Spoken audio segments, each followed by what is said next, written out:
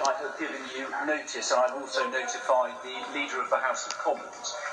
You'll be aware yesterday a statement was made at the dispatch box by the Parliamentary Under-Secretary of the Department for Health and Social Care about vaccine passports, and there's a relevant piece, Mr. Speaker, which potentially pertains to the House of Commons. He said, by the end of September, everyone aged 18 and over will have had the chance to receive full vaccination and the additional 2 weeks for that protection to take hold.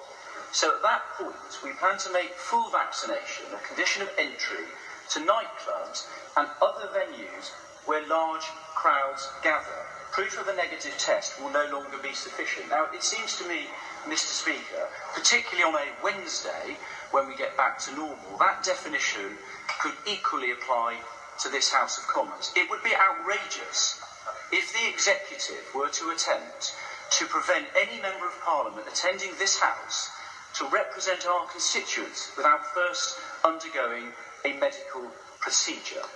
And Mr. Speaker, I raised it with you because I hope you'll be able to make a ruling on this matter. And in closing, I would just note that your 17th century predecessor, Speaker Lenthal, stood up very effectively against an overmighty executive.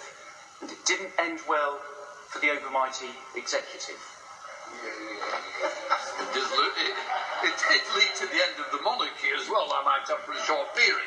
So let's hope we're not quite going back that far. What I would say is I'm very grateful for the Honourable Member giving me notice, and I've had no indication that government considers the policy is mentioned should apply to this House. What I would say, Speaker of this House, there is nothing to stop a member coming into here. You have the right to come to this House unless this House otherwise says so. And I've got to say, the government's not being in touch. I don't expect them to be in touch because as far as I'm concerned, it doesn't apply to members. Right.